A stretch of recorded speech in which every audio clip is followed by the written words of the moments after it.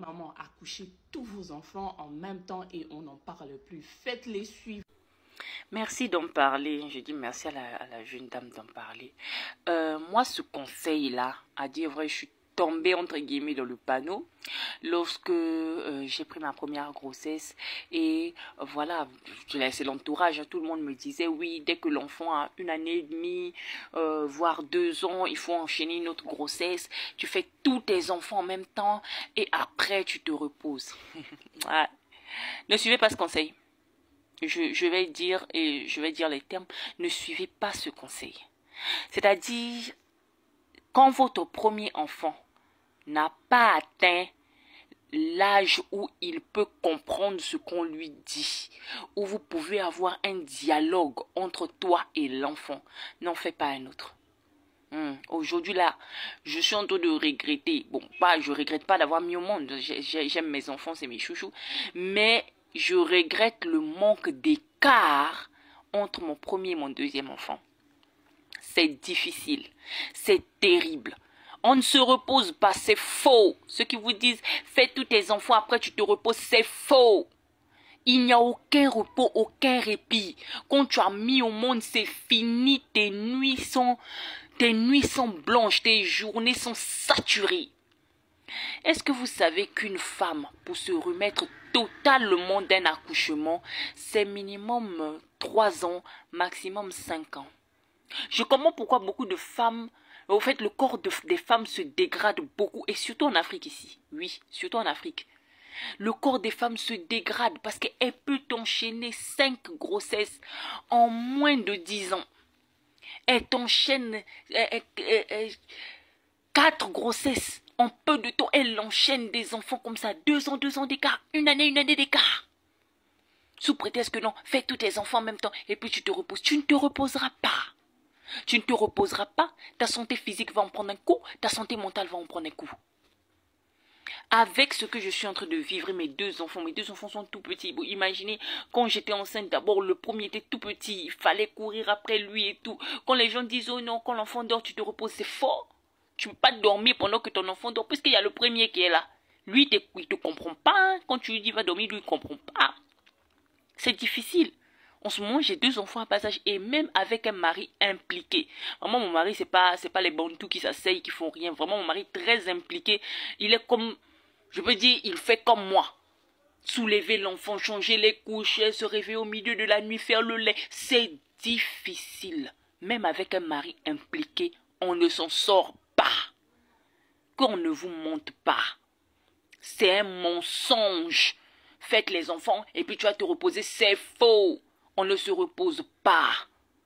Sauf si tu as une armée, hein, tu as un bataillon de personnes qui sont autour de toi. Et puis les mamans qui disent ça là-haut. Au temps où elles entraient dans les foyers, elles venaient avec leurs nièces, elles venaient avec leurs petites sœurs. Il y avait dans les parages toujours des jeunes filles qui étaient là, qui étaient présentes. Mais maintenant, au XXIe siècle, où chaque jeune fille est en train de chercher leur vie là, elles auront le temps de rester avec toi pour s'occuper de toi, tes enfants, pour t'aider dans les tâches ménagères. Non, hein. C'était avant quand les femmes attendaient foyer là, quand il y a des petites sœurs qui ne sont pas encore mariées, elles sont là. Mais moi, mes petites sœurs, par exemple, elles travaillent. Mes petites sœurs, elles font leur business, elles travaillent, elles sont en train de chercher leur vie. Elles ne vont pas rester assises là pour venir s'occuper ou bien m'aider à s'occuper des enfants et tout. Et troisièmement, il y a un autre aspect qu'on ne voit pas. L'aspect du couple. Votre couple prend un coup. Quand vous avez des enfants à bas âge comme ça, déjà l'arrivée d'un enfant, ça fragilise déjà le couple.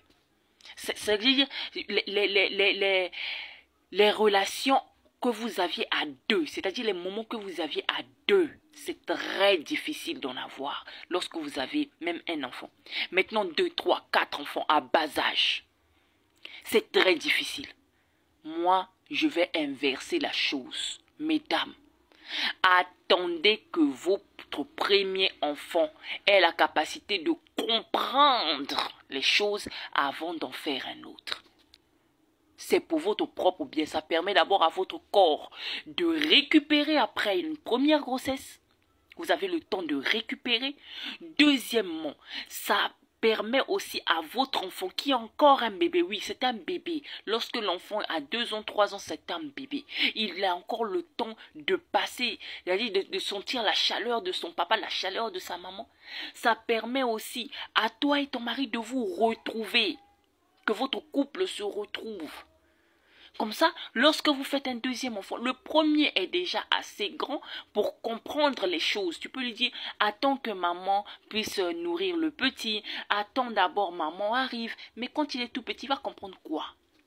Lui-même, il ne comprend pas pourquoi. Est-ce que tu t'occupes plus de lui, tu t'occupes de l'autre qui est arrivé? C'est terrible. Faut pas écouter les conseils là, hein. N'écoutez pas les conseils là. Moi, je suis en train de regretter en ce moment. N'écoutez pas les conseils là. Quand ton premier enfant est encore petit, attends qu'il ait au moins 3 ans. Minimum 3 ans. Comme ça, tu prends une autre grossesse.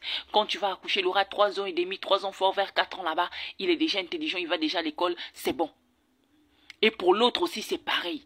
Quand tu espaces les naissances comme ça, tu laisses le temps à ton corps de récupérer après les accouchements. Tu laisses le temps aussi à ton enfant de profiter pleinement de ta chaleur. Et tu permets aussi à votre relation de couple de tenir. Si tu as un bon mari, si tu as un bon tout là, on les connaît. Je parle pas d'eux. Je parle des bons maris. Voilà. Donc s'il vous plaît, mesdames, pensez à votre santé, pensez à votre vie. N'écoutez pas les mamans là. Elles avaient leurs soeurs, leurs petites soeurs et tout. Dans le contexte où nous on est, où il n'y a personne pour venir t'aider là, tu vas lire.